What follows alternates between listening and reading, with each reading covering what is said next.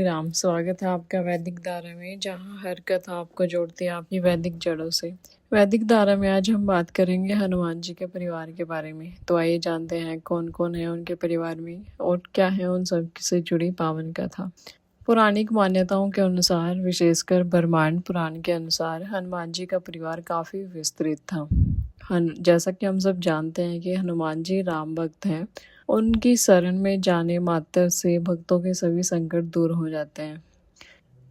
हनुमान जी को राम भक्त बताते हुए उनके बारे में रामायण, श्री रामचरितमानस, महाभारत समेत कई हिंदू धर्म ग्रंथों में उनके बारे में और उनके परिवार के बारे में जानकारी मिलती है। ब्रह्मांड पुराण के अनुसार उनके पिता सुमेरु पर्वत के वानर राज केशरी और माता अंजना एक परी थी। ब्रह्मांड पुराण के अनुसार हनुमान जी के पिता केशरी और उनके पुत्रों के बारे में बताया गया है कि वानर राज केसरी के कुल 6 पुत्र थे, जिनमें बजरंगबली सबसे ज्येष्ठ थे। हनुमान जी के 5 भाइयों के नाम हैं मतिमान, श्रुतिमान, केतुमान, गतिमान, घृतिमान। तथा महाभारत काल में पांडु पुत्र को भी वानर राज हनुमान का भ्राता बताया जाता है। पौराणिक कथाओं और पराशर संहिता के अनुसार हनुमान जी की पत्नी का नाम सुवर्चला देवी था। सभी भक्त यही मानते आए हैं कि हनुमान जी बाल ब्रह्मचारी थे। वाल्मीकि रामायण, कंब रामायण तथा रामचरितमानस सहित अधिकांश ग्रंथों में भी उनका यही स्वरूप वर्णित है। किंतु पराशर संहिता में भगवान हनुमान के विवाह का उल्लेख मिलता है। आंध्र प्रदेश के खम्म जिले में स्थित यह मंदिर उसी उल्लेख का जीवंत प्रमाण माना जाता है। यह मंदिर हमें हनुमान के उस अद्वितीय चरित्र की स्मृति कराता है जब उन्हें विशेष परिस्थितियों में विवाह बंधन में बंधना पड़ा।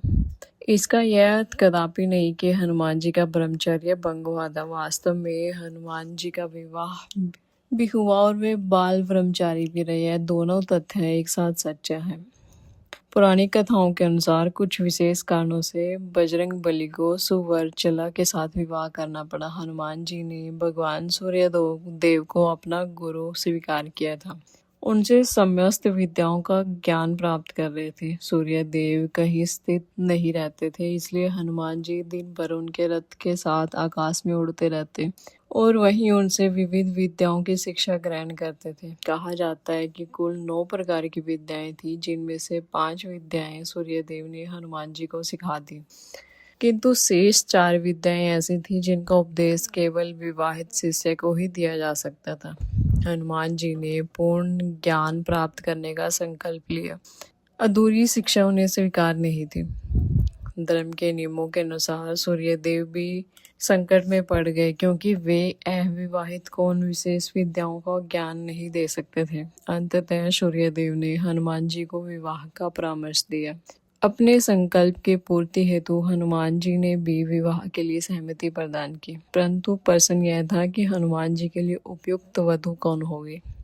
इस समस्या का समाधान स्वयं सूर्यदेव ने किया। अपनी परम तपस्विनी, तेजस्विनी एवं निष्कलुष पुत्री सुवर्चला को हनुमान जी के साथ विवाह हेतु प्रस्तुत किया। विवाह संपन्न होने के पश्चात हनुमान जी ने शेष विद्याओं का ज्ञान पूर्ण किया और सुवर्चला देवी पुनः तपस्या में लीन हो गई। इस प्रकार यद्यपि हनुमान जी विवाह सूत्र में बंधे, फिर भी वह शारीरिक एवं मानसिक रूप से आजीवन ब्रह्मचारी ही रहे।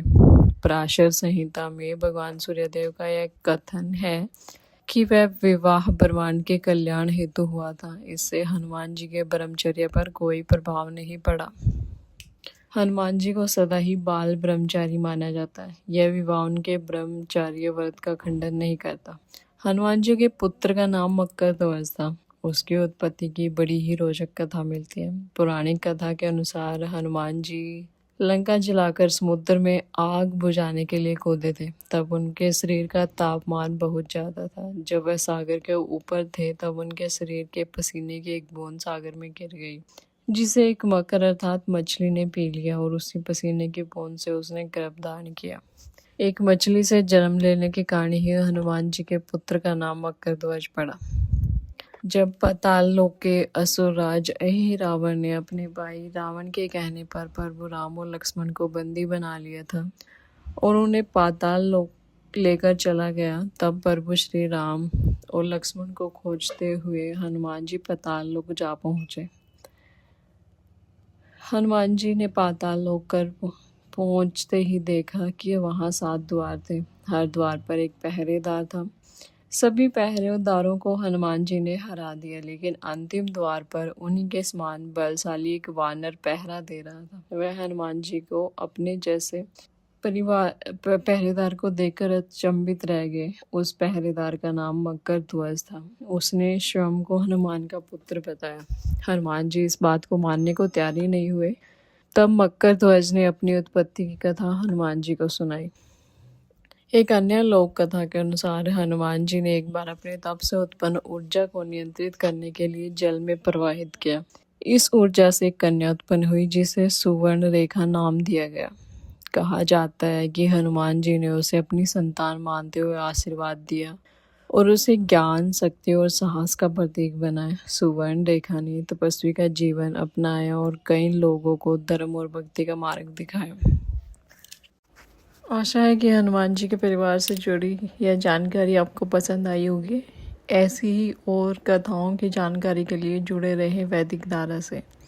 जय श्री राम, जय हनुमान।